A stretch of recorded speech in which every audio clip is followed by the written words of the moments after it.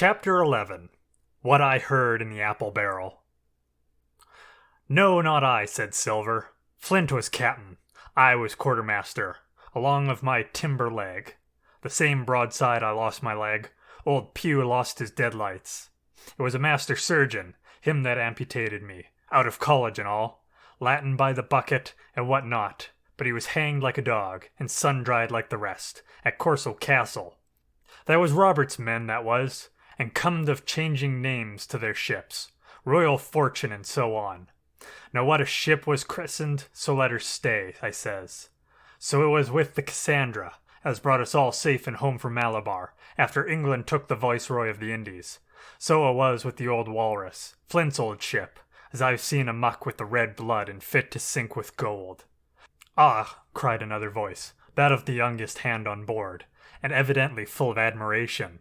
He was the flower of the flock, was Flint. Davis was a man too, by all accounts, said Silver.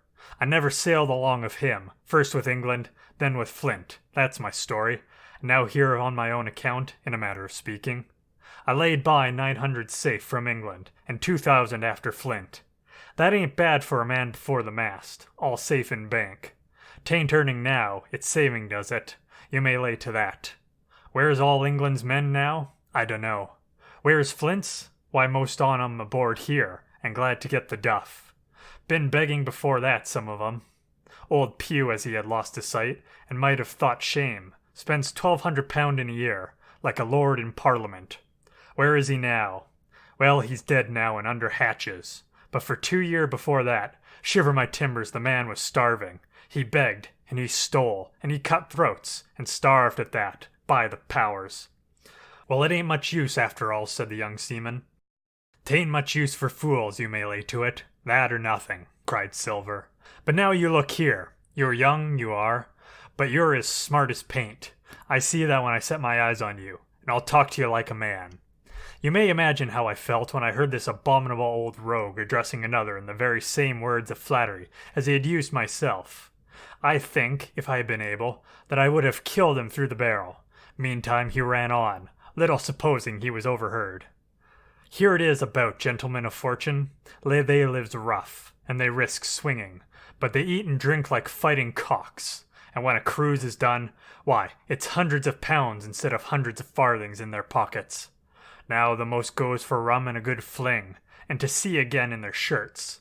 But that's not the course I lay. I puts it all away, some here, some there, and none too much anywheres, by reason of suspicion. I'm 50, mark you. Once back from this cruise, I set up gentlemen in earnest. Time enough too, says you. Ah, but I've lived easy in the meantime. Never denied myself a nothing my heart desires, and slept soft and dainty all my days but when at sea. How did I begin? Before the mast, like you. Well, said the other, but all the other money's gone now, ain't it? You daren't show face in Bristol after this. Why, where might you suppose it was? Asked Silver derisively. At Bristol, in banks and places, answered his companion. It were, said the cook. It were when we weighed anchor, but my old missus has it all by now, and the spyglass is sold, lease and goodwill and rigging, and the old girl's off to meet me. I would tell you where, for I trust you, but it'd make jealousy among the mates. And you can trust your missus? Asked the other. Gentlemen of fortune, returned the cook, usually trust little among themselves, and right they are, and you may lay to it. But I have a way with me, I have. When a mate brings a slip on his cable, one as knows me, I mean, it won't be in the same world with old John. There was some that was afeard of Pew, and some that was feared of Flint, but Flint his own self was feared of me. Feared he was and proud. They was the roughest crew afloat, was Flint's. The devil himself would have been feared to go to sea with him. Well, now I tell you, I am not a boasting man, and you seen yourself how easy I keep company. But when I was quartermaster, lambs wasn't the word for Flint's old buccaneers. Ah, you may be sure of yourself in old John's ship. Well, I tell you now, replied the lad. I didn't half a quarter like the job till I had this talk with you, John, but there's my hand on it now. And a brave lad you were, and smart too, answered Silver, shaking hands so heartily that all the barrel shook.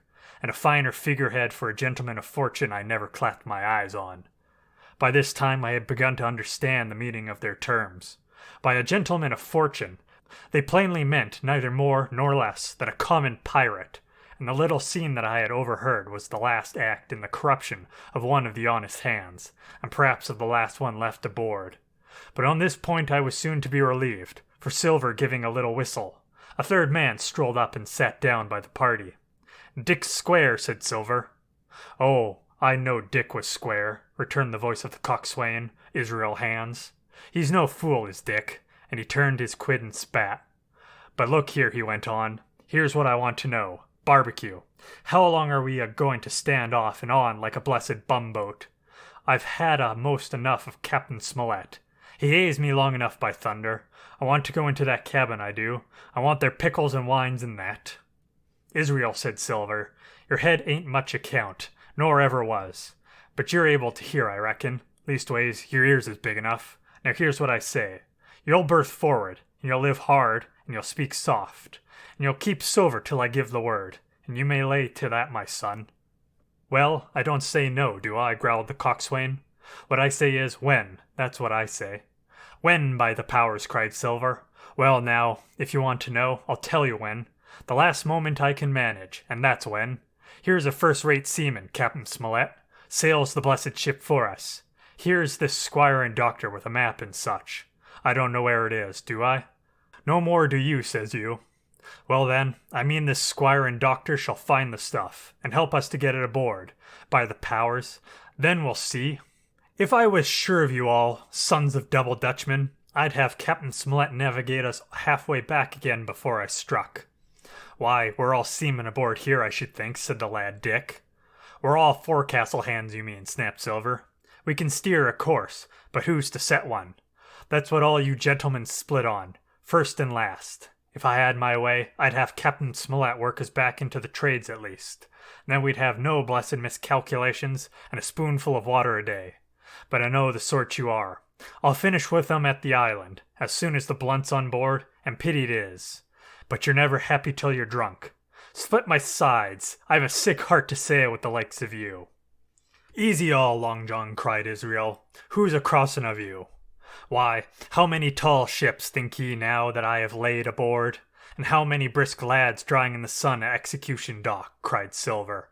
"And all for this same hurry and hurry and hurry. You hear me? I seen a thing or two at sea, I have. If you would only allay your course, and a point to the windward, and would ride in carriages you would.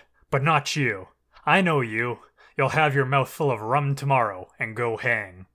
Everybody knowed you was kind of a chaplain, John, but there's others as could hand and steer as well as you," said Israel. "They liked a bit of fun, they did. They wasn't so high and dry nohow, but took their fling, like jolly companions, every one." "So," says Silver. "Well, and where are they now? Pugh was that sort, and he died a beggarman. Flint was, and he died of rum at Savannah. Ah, and they was a sweet crew they was. Only, where are they now?" "But," asked Dick, "when do we lay 'em athwart?